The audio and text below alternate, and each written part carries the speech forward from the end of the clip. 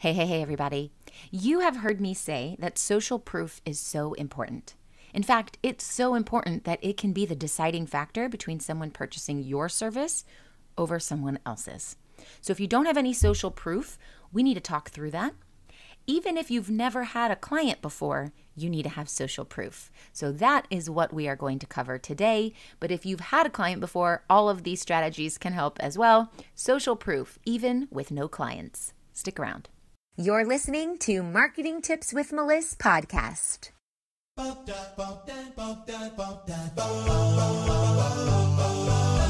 Welcome to Marketing Tips with Meliss podcast. And now your host, Meliss-Ep.358. All right, so let's talk about social proof.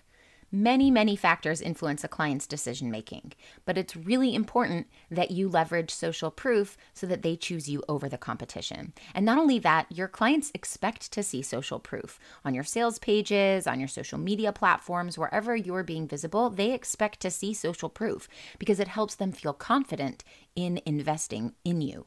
And when you have social proof, it basically is saying, you can invest in me because all these other people already have and they had a good result. So when it comes to sales, people are influenced by others' behaviors. And having social proof tells someone that what you have to offer is legit and it's totally trustworthy. So it's really important that we have social proof. It's not just useful, it's very critical. So if you're just getting started in your business or you want to work on developing a stronger online presence, you need social proof. This is the key to your online reputation, and it will be critical for your growth. So social proof is all the things that you have online that show that you're legitimate, you're worthy, it's worth investing in you, and you help people achieve results. Imagine there are hundreds of healers and coaches who do exactly what you do. It's really not that hard to imagine because there are. That's a true fact. There are hundreds of healers and coaches that do exactly what you do. So your prospect has to make a buying decision and they're going to do some research. And when a fellow healer or coach, aka your competitor, has, let's say, 500 positive reviews and you only have 2, who do you think the prospect will go with?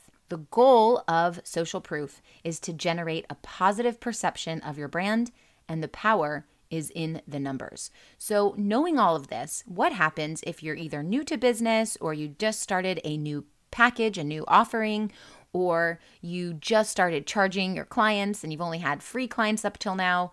What happens? How do you get social proof? How do you get testimonials and screenshots and things like that? It's okay if you haven't had a testimonial yet. So if you've been really nervous about this, I just want you to have the permission here. I'm giving you the permission here to relax. It's okay. Everyone started from somewhere at some time, right?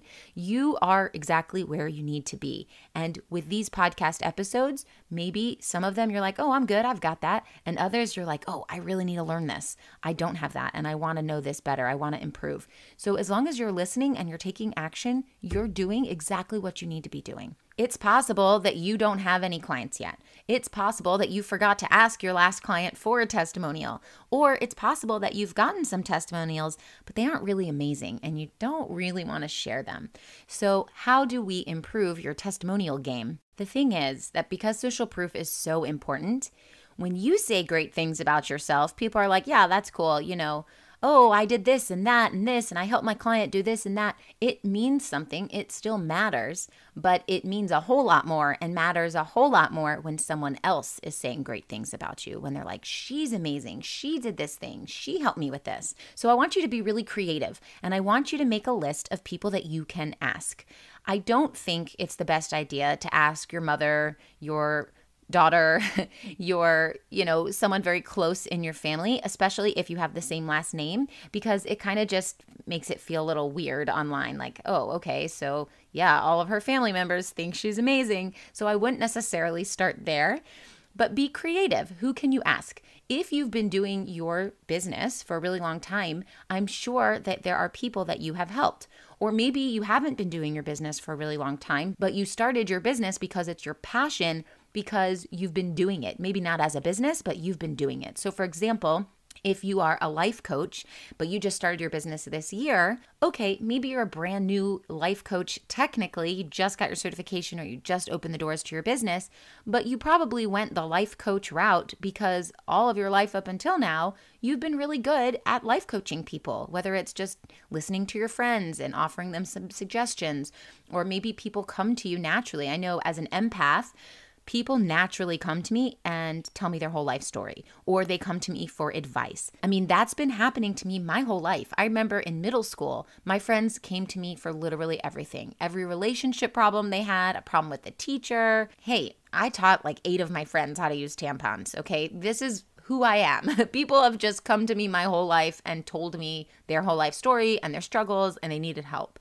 Do you get so discouraged without the support that you need when it comes to attracting clients and filling your programs? My new program is going to solve that without breaking the bank. For a limited time, you can join my Acceleration Club and gain instant access to my best 3 selling courses: How to Build a Killer Content Calendar, List Building Brilliance, and the Funnel Formula. Plus, you get bi-weekly support from me for the rest of the year with our acceleration calls. Visit accelerationclub.com right now. So if that sounds like you, then you already have the skill set. You've already been using your expertise, whether you're an official business or not. So these are the types of people that you'd want to reach out to.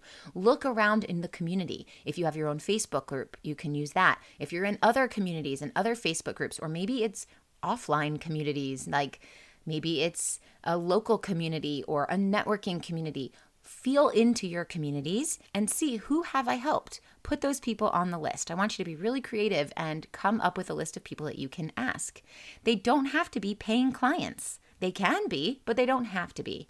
We are asking people who you have helped with your expertise on this topic. So it doesn't need to be program specific. So if you used to have a signature program and it was a life coaching program, back to the life coaching example, and now you're launching a whole new program, maybe you've revamped your business, maybe you've changed your niche a little bit, but you're still doing life coaching, then this still applies, because we are trying to find testimonials and social proof based on the expertise that you have. Now, if you're a life coach now and you were a firewoman before, maybe that's not a great fit because the expertise is a little bit different, learning how to put fires out versus learning how to solve people's life issues. Although, I mean, who's to say that that can't be comparable, comparable. So you could say, oh, putting fires out, it's similar to putting this stuff out. But the point is that you want to find people that you have helped with your expertise about that similar subject. It doesn't have to be program specific, and it doesn't have to be a paying client. You have helped them because of your expertise. It could even be a friend who was like, hey, I'm having trouble with my relationship. Can we talk about it? And now 10 years later, you're a relationship coach. But if you helped them back then, that can still be helpful and useful. So think about who has benefited from your advice, and then you want to reach out to them and you want to ask. And this doesn't have to be weird and it doesn't sound slimy. People are actually very excited to give a testimonial. I give testimonials to people that have helped me and I have no problem doing it. In fact, I get really excited doing it. I could do a video testimonial or a written testimonial, whatever they need. And people generally want to help you, especially if you've helped them already. You helped them achieve a result, you helped them talk through something, you helped them with your expertise. They'd be happy to offer you a testimonial. So you just have to ask, hey, I'm trying to, get some testimonials for my business, or to have some things to put up on my website, or whatever it is. Would you mind writing me a testimonial about the experience of me helping you? And that's it, as simple as that. And people will be very happy. The last thing I want to say about getting social proof is that you want these testimonials to be results driven, if at all possible. They don't all have to be, but if they can be, it's going to be better. So we don't want testimonials that are all about you. I know that sounds weird. Like, wait, we do want testimonials that are all about me. Not really. So, for example, I don't want testimonials that are talking about me as the focal point. Meliss is great. I love working with Meliss. Meliss is so cool. That's not what we really want. What we want is a testimonial about our client, about our prospect, about the person that we helped. That's what we want, or the friend, not the prospect, the friend. Whatever it is, we want to have a testimonial that's focused on them.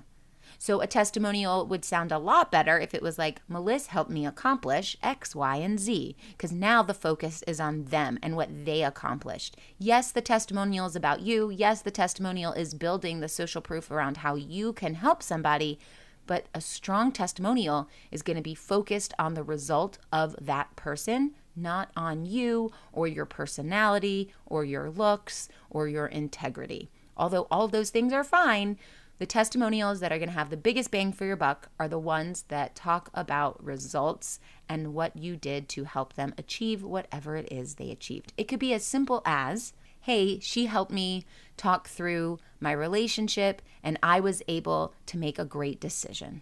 Simple as that. It doesn't have to be, she helped me make $1 million. She helped me lose 500 pounds. It doesn't have to be that. It's just about a result. I was stuck. I got through it with the help of this person. So I hope this helps. I hope you understand the importance of social proof and also how to get some social proof if you don't already have any. I'll talk to you soon. Thanks for listening to the Marketing Tips with Meliss podcast at www.marketingtipswithmeliss.com. Hey coaches and healers, it's time to feel supported in your business. Head on over to our free community to get access to my best resources for free. I'm talking marketing tips, business strategy, feedback, and so much more. Join now at magneticmarketingmastermind.com. See you there.